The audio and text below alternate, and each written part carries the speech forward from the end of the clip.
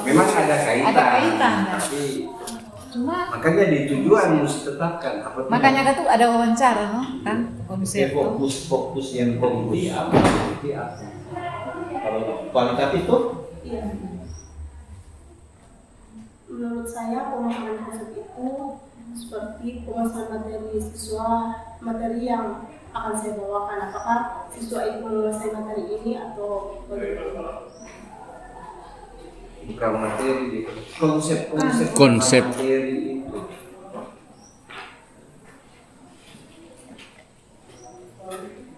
Kan ada banyak jenis tuh konsep-konsep matematis. Misalnya di materi apa tadi?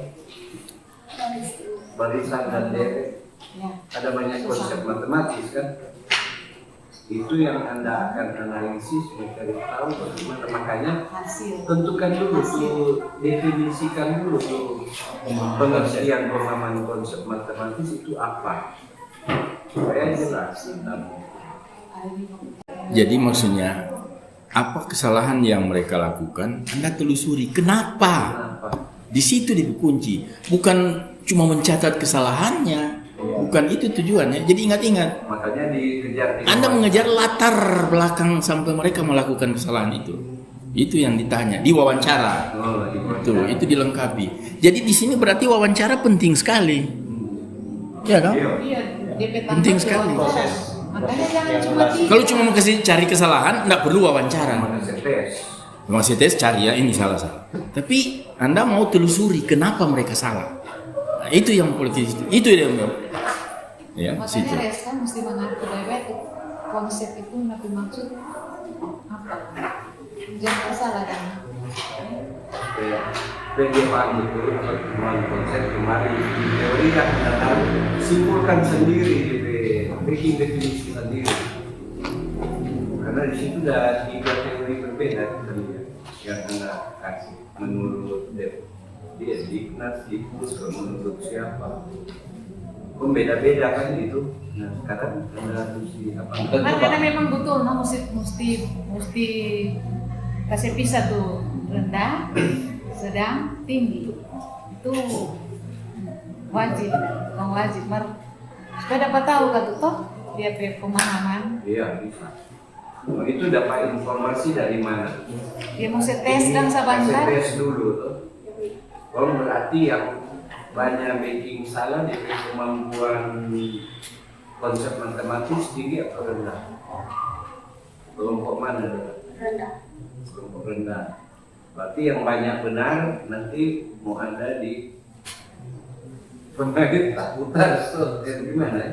Nanti Kan nggak mau bagi 3 kan? Iya. Yang banyak bikin salah menjawab dia kemampuan konsep matematisnya rendah kan?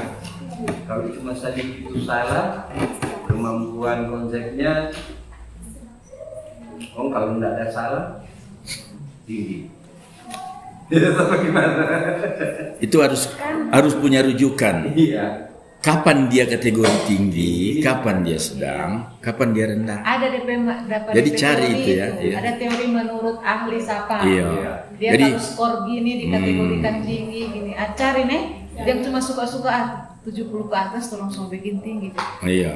Cari Betul. ada itu teori. Kan kalau pemahaman konsep, kalau dia bisa mengerjakan itu, dia mengerti, pasti dia bisa tuh mengerjakan. Beda Pak tuh penelitian dan tuh dia pakai, kalau dia bilang mesti tulis begini lah, diketahui. Kalau Oh, tidak iya. tulis itu, ada kata orang walaupun tidak tulis diketahui ini, ditanya ini, karena dia paham tuh konsep itu, dia mau jadi DP hasil, dia mau backing. Iya. Itu Jadi dia makanya wawancara. Itu Anda kan- tidak mencari kesalahan sebenarnya ya. Jadi kalau ngana lihat dia jawaban dulu berarti mengerti dia ini. Itu tuh konsep pemahaman. Dia paham tuh konsep soal ngana ada kasih. Jadi dia boleh jawab. Beda kalau ngana bilang analisis kesalahan. Oh dia salah karena dia tidak tulis diketahui, dianggap salah apa kok salah. Kalau dia tidak bilang lalu, kalau dia tidak bilang begini, tidak tulis kesimpulan dianggap salah apa kok menyimpulkan. salah menyimpulkan. Maka kalau mana yang begitu? Ini soal ada di halaman 8. Mana? indikator pemahaman konsep. Nah itu mana putek sendiri dan tulis. Nah sekarang berarti kuncinya sebenarnya di soal. Ya, iya lah. Menyusun soal itu berdasarkan indikator ini, tidak mau ukur. Iya.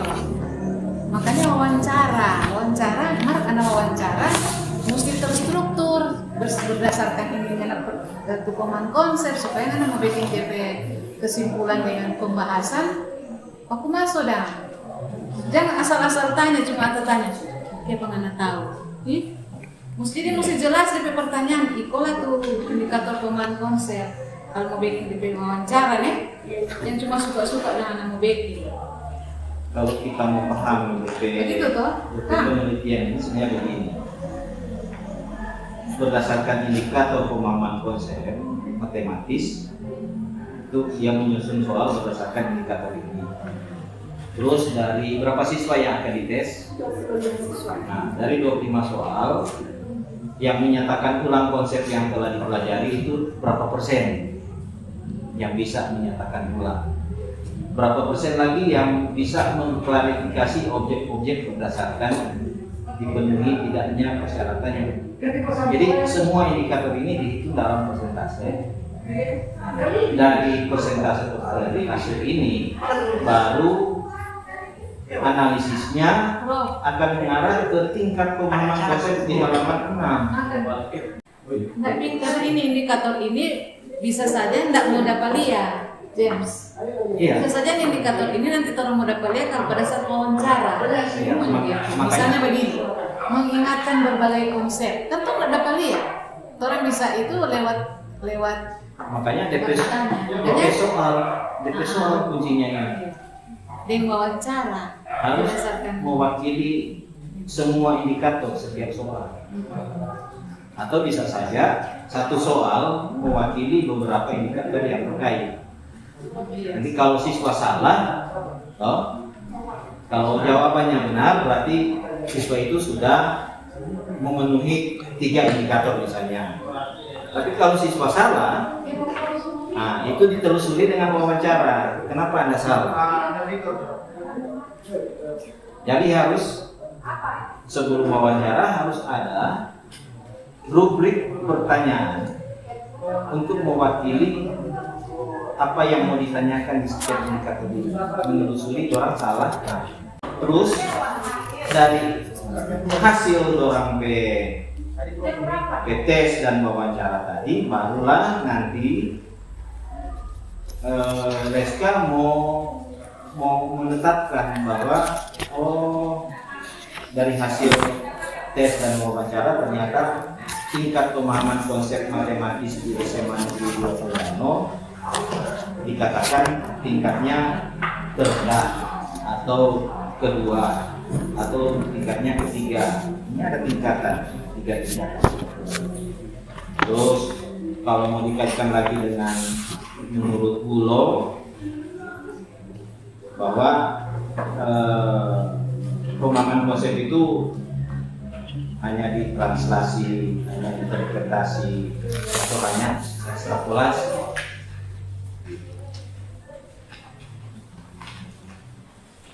Makanya tadinya sebenarnya dari teori-teori itu dia itu backing definisi operasional apa tuh dia mau beli. Jadi kuncinya kalau menurut kita di soal pemotongan soal untuk mengukur pemahaman konsep berdasarkan indikator ini. Nah, memang betul yang orang akan wawancarai hanya siswa-siswa yang melakukan kesalahan. Tapi penelusurannya di waktu dia melakukan kesalahan itu karena apa? Karena apa itu? Karena apa? Jadi hasilnya deskripsi kualitatif tentang kesalahan itu yang menjadi alasan ketika orang menentukan bahwa di SMA Negeri 2 Tondano orang tingkat pemahaman konsep itu terendah karena siswanya hanya mampu begini. Itu hasil wawancara yang dikemukakan sebagai alasan. Ini saya kira penelitiannya akan lebih cenderung ke arah situ. Ya. Jadi bukan memilih 3 subjek dari 3 tingkatan itu, enggak, hanya baca cerita tingkatan. Kalau berbicara tingkatan itu kalau menganalisis kesalahan.